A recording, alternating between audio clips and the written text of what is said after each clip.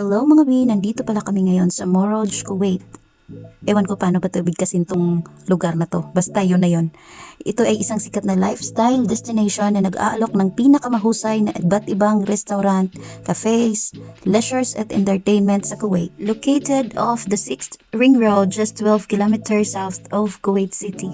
At katabi nito ay ang kilalang Sahara Kuwait Golf Resort at Hunting and Equestrian Club. Ito ay isang sikat na lifestyle destination na nag-aalok ng pinakamahusay na iba't ibang restaurant, cafes, leisure at entertainment sa Kuwait. Napapaligiran ng nakakaakit na 18-hole golf course at equestrian track. Mayroon ditong 33 kainan at talagang mabubusog ka sa sarap. Doon kami kumain sa Mana. Yung kinainan namin is yung Mana. Meron din ditong kasamang 4 na outdoor playground, isang petting zoo, isang mixed gym, at mga retail stores sa isang nakakamanghang outdoor landscape na setting.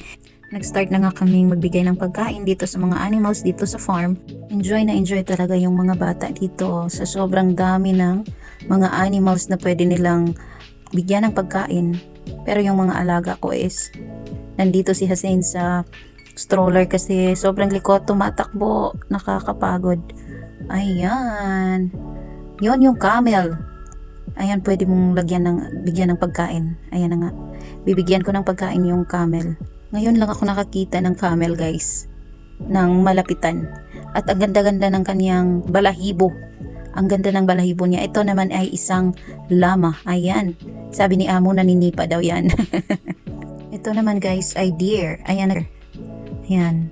Yun naman yung mga maliliit na kabayo. Pwede kayong sumakay dyan.